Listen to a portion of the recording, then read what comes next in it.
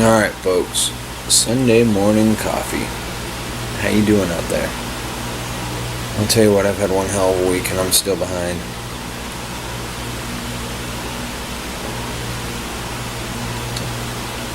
The ex went out of town.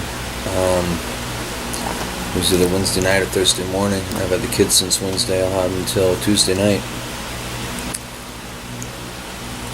My work situation makes that very convenient right now.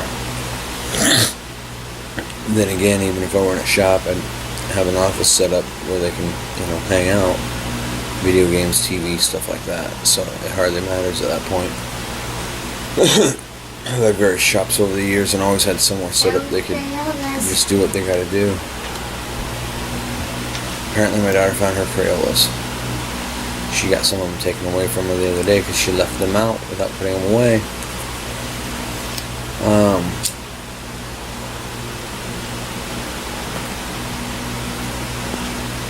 Work's been good. We've been blessed. The scope of work's been going up, hence the cost, price, and workmanship required have all been going up. I'm very proud to state that. Tomorrow will mark 2 years since I moved where I'm at and started this idea that was Smith Welding Restoration.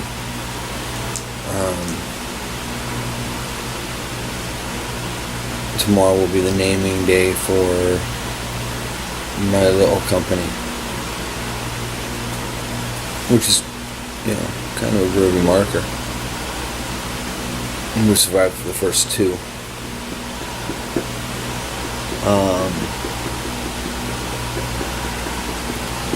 Shit that bugs me, shit that I see, things that I want to see different in the world. And I'm not going to be able to change the world, but I can change my little corner of it. And I can go on a soapbox from time to time and be like, hey, this is how I see it. And I reckon, it looks like Sunday morning coffees are moving more towards like a lecture seminar almost. Whatever. You folks dig it, stick around and check it out. If folks don't dig it, this is kind of like my freestyle. This is my outlet, and this is more, in a lot of ways, my Sunday morning coffee rants and sharing a philosophy. Everything else is kind of like my therapy, I reckon, right? Here's the thing I see a lot. And I try to catch it in myself and my children every chance I get. Using the word try. I fucking hate when people use the word try. Well, I'll try. Well, I'm trying. Well, I'm gonna try. And I'm guilty as any. You gotta banish that shit out of your vocabulary. If you state your intent and leave with that statement any room for failure, any way out, the minute you hit a wall, your brain just kind of shuts down, goes lazy. Well, we said we'd try. That's good enough. Okay. And we got a world of that's good enough right now. I mean, really. Let's shine for excellence. Whatever happened to that? That used to be an American trait. Was striving for excellence. It needs to be a trait for most of humanity, to be all told. People had enough pride and vanity in themselves that they would strive for excellence. We now strive for good enough. We have a whole cast of people that are career welfare in this country. That's rough. I understand the need for it, the usefulness of the assistance, so forth, but being career, people have let themselves fail. They failed themselves, they failed their children, they failed their ancestors, as far as I see, when stuff like that happens. Take the assistance for exactly what it is, a leg up. But don't stop there. You know, it's just, I don't know. We find ways to stunt our road to success. That's the big one. And, you know, failure's easy. Failure's easy. But success brings with a certain amount of responsibility too. People have a tendency to be afraid of success more so than failure.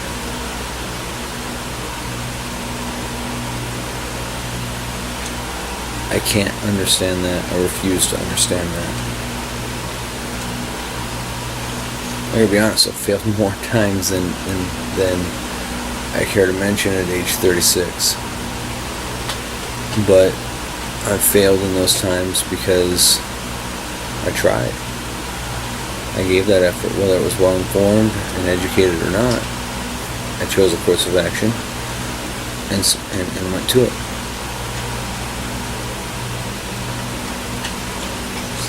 You know, it's that whole concept of law of attractions. You think down about yourself or what you're doing or how you're going about it, it's going to fail. You allow people around you to talk down about it, it's going to fail.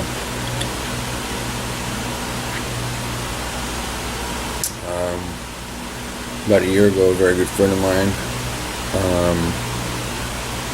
I made it known that their partner wasn't allowed around here, around me, because I wanted to go into the negativity. I don't accept it.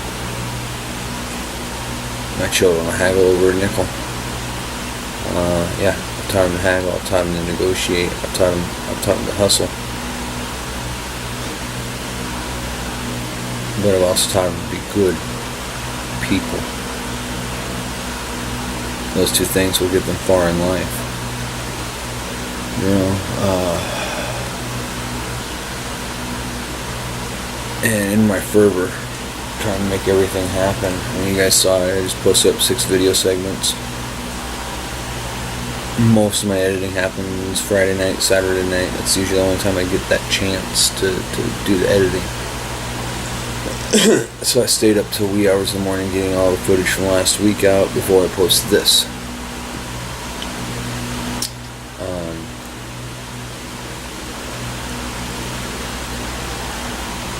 I'm sure if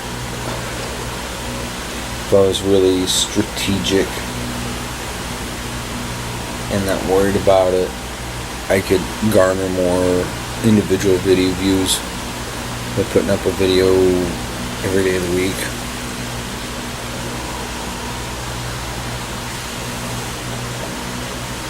I don't know. I'm probably hurting my quote viewership on the channel, and that is what it is. It's neat to see numbers rise. It's neat to see subscribers come in. And I'm thankful for each and every view and each and every subscriber, each and every comment, good or ill. I'm grateful for it. I really am. So, you know, I dump a bunch of videos on one day a week. That seems to be the MO as of late.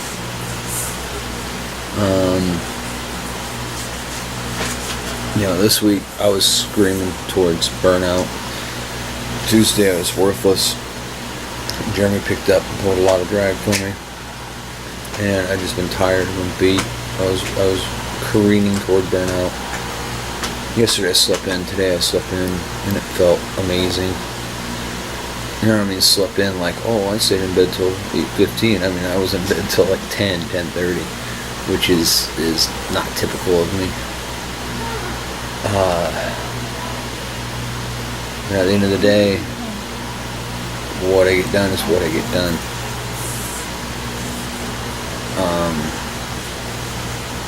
I'm at a position now that I call to work, and they say yes or no, we move forward or not. I've done some foul ass, just put fiberglass on it and cover up that rust type of work. It never works. That stuff never, all it does is garner you a reputation of a shoddy craftsman. And I'll tell you now, position and moment I was at doing those projects,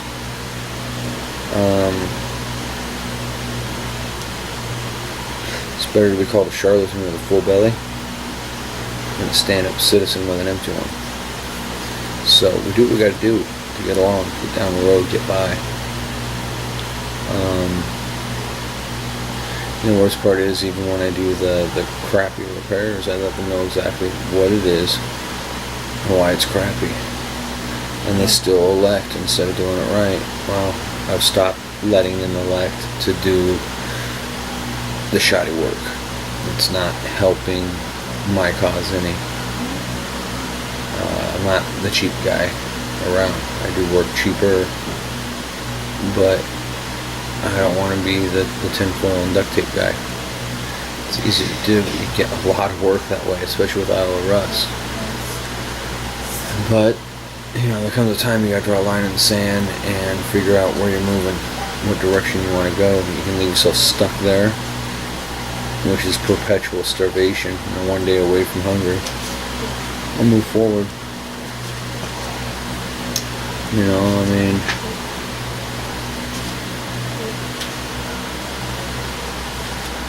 It's about success and finding success. And people paralyze themselves with their own fear. Wiser man, I know you all have heard this one. Wiser man than I'll ever be stated. The only thing to fear is fear itself. That's exactly it. There's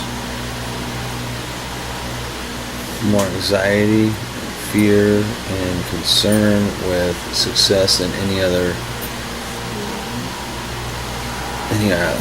aspect. So when you start succeeding, you got those people that want to knock you down. When you start succeeding, you get these other responsibilities. When I start succeeding, I need more people to help me with my work.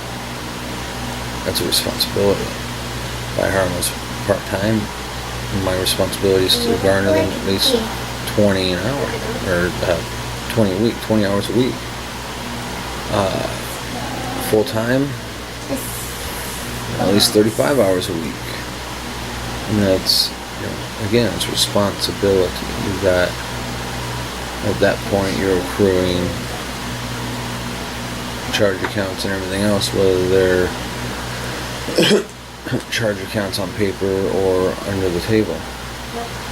There's a lot of small vendors that'll start a charge account that it never shows up on your credit report. They just float you materials until you can get back in there and give them money. I take advantage of very, very few of those.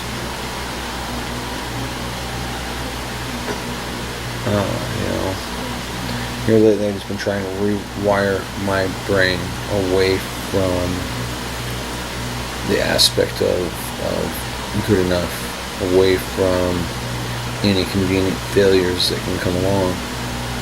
And when I lay them down here, I've committed them publicly. When I lay these ideas, when I lay my direction down here, I commit it publicly. And so far as that, my Sunday morning coffees with you guys, it's a lot of that. It's like my very own self-help therapy, I reckon.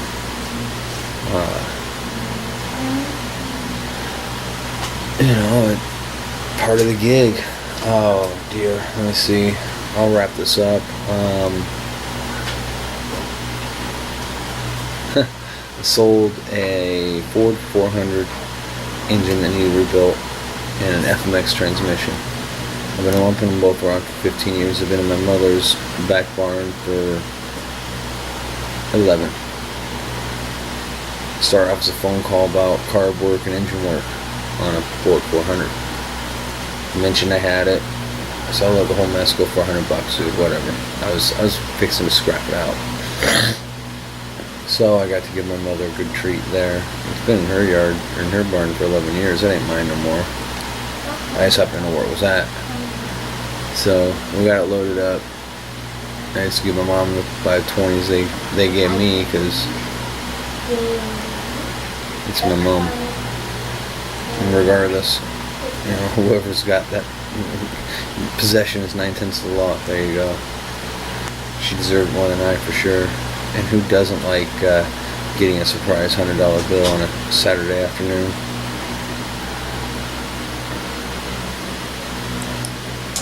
The motorcycle, the Harley, it's all blocked out, all pretty looking. Lead came out. Best lead I've ever laid down. I'm very pleased with it. MAP gas is definitely the way to go for me.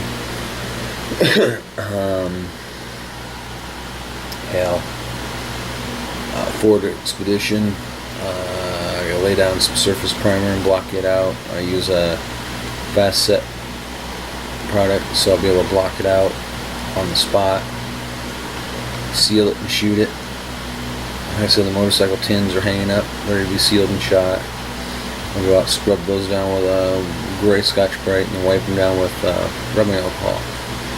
Went up to Wally World and got 2 gallons by the quart, 2 gallons of rubbing alcohol. I understand there's several guys around the garage that use rubbing alcohol instead of wax and grease remover.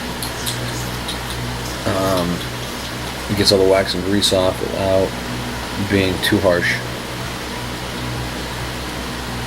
without impregnating plastic fillers with junk. It works really well from my experience so far.